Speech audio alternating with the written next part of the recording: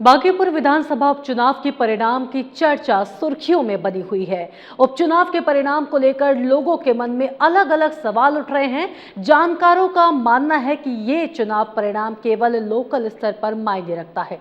देखिए हमारी ये रिपोर्ट।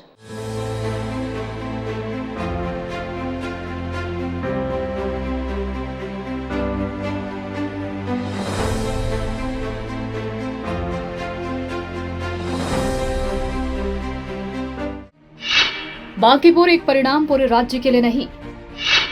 बांकीपुर में मतदान प्रतिशत 34.24%। कम मतदान बदल सकता है चुनावी समीकरण। उपचुनाव को लेकर वोटरों में नहीं दिखा उत्साह। उपचुनाव से तय नहीं होता राज्य का जनादेश। स्थानीय मुद्दों पर होता है उपचुनाव का फैसला। बांकीपुर विधानसभा उपचुनाव के परिणामों को पूरे बिहार की राजनीति का संकेत मानना जल्दबाजी होगी। उपचुनाव मूलतः किसी एक विधानसभा क्षेत्र के लिए विधायक चुनने की प्रक्रिया है, न कि राज्य सरकार चुनने की प्रक्रिया है। ऐसे चुनाव में मतदाता अक्सर स्थानीय मुद्दों, उम्मीदवार की छवि और क्षेत्रीय समीकरणों के आधार पर फैसला लेते हैं। इसीलिए उपचुनाव के नतीजों को सीधे राज्यव्यापी जनमत से जोड़ना उचित नहीं माना जाता है। भारतीय राजनीति में इसके कई उदाहरण मौजूद हैं। आपको बता दें कि साल 2018 में उत्तर प्रदेश के गोरखपुर और फूलपुर लोकसभा उपचुनाव में भारतीय जनता पार्टी को समाजवादी पार्टी के हाथों हार का सामना करना पड़ा।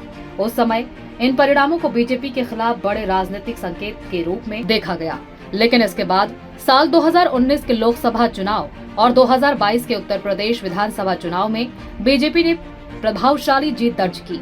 तब इससे स्पष्ट हुआ कि उपचुनाव के परिणाम हमेशा भविष्य के बड़े चुनाव की तस्वीर तय नहीं करते। इतना ही नहीं, महाराष्ट्र का उदाहरण भी यही संदेश देता है।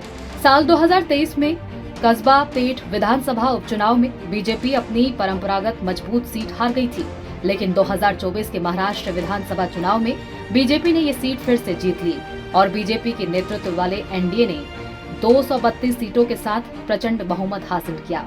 यानी उपचुनाव का परिणाम बाद के आम चुनाव की दिशा का निश्चित संकेत नहीं बना। बांकीपुर उपचुनाव में एक और महत्वपूर्ण तथ्य मतदान प्रतिशत है। इस चुनाव में केवल 34.24% मतदान हुआ, जो सामान्य विधानसभा चुनाव की तुलना में काफी कम है। उपचुनाव में कम मतदान अक्सर मतदाताओं के सीमित उत्साह और कम भागीदारी को दर्शाता है। ऐसे में चुनावी परिणाम अपेक्षाकृत छोटे और अधिक सक्रिय मतदाता वर्ग से प्रभावित होते हैं। इसीलिए इन नतीजों को किसी दल के व्यापक जन समर्थन का अंतिम पैमाना नहीं माना जा सकता। उपचुनाव के बाद एक बार फिर ईवीएम को लेकर सवाल उठ गए। लोकतांत्रिक व्यवस्था में चुनावी प्रक्रिया पर भरोसा बनाए रखना सभी राजनीतिक दलों की जिम्मेदारी है। यदि किसी पक्ष को किसी प्रकार की आपत्ति हो तो उसके लिए संवैधानिक और कानूनी प्रक्रियाएं उपलब्ध है। केवल चुनावी हार या जीत के आधार पर चुनिंदा तरीकों से ईवीएम पर सवाल उठाना लोकतांत्रिक संस्थाओं में जनता के विश्वास को प्रभावित कर सकता है। बांकीपुर का जनादेश एक स्थानीय चुनाव का फैसला है। इसे उसी संदर्भ में समझना और लोकतांत्रिक संस्थाओं का सम्मान करते हुए राजनीतिक विश्लेषण करना ही अधिक संतुलित और जिम्मेदार दृष्टिकोण माना जाएगा। फिलहाल इतना तो साफ है कि बांकीपुर का उपचुनाव स्थानीय राजनीतिक परिस्थितियों का परिणाम है। इसे पूरे राज्य का चुनावी रुझान मानना बेहद जल्दबाजी माना जाएगा। Bureau report.